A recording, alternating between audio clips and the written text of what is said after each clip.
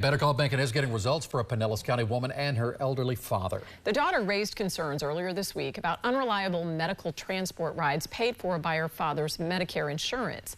She knew she'd better call Bankin, and 8 on Your Side consumer investigator Shannon Bankin joins us now in studio with the update.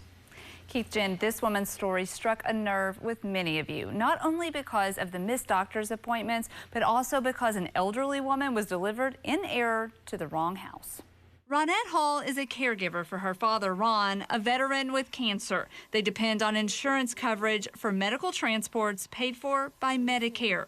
Ron must go from his bed to a stretcher, then loaded into a van. But recently, Ronette says those rides have been unreliable, causing her father to miss appointments. Last week's ride started out late, and then an elderly woman was delivered by mistake to their living room, and Ron missed his appointment again. After calls from me, Ronette tells me the owner of Miami-based Ride2MD called her to apologize and offered an upgraded level of treatment for his future rides. That's a great load off my head and my shoulders.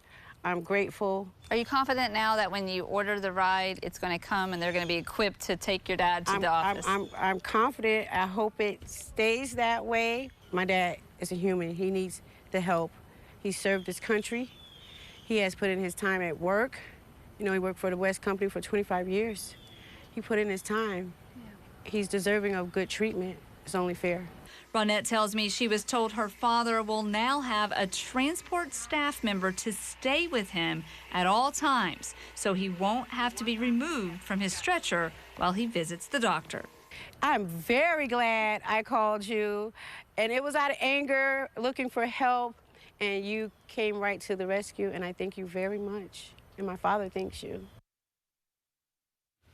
Meanwhile, my calls to Ride2MD were not returned, so I reached out to Ron's Medicare provider, Optimum Healthcare, and a spokesperson there told me that they are now investigating this with their provider as well. I like it, Shannon to the rescue. I'm glad it worked out for him, but I'm curious about the person who was delivered, as you say, or brought to the house by mistake. I mean, how's this person doing? So many people have expressed concern about that poor lady that ended up in someone else's living room. And I'm being told that that is still under investigation. But Ronette tells me that she was told the woman has been located, she's been checked on, she's doing okay.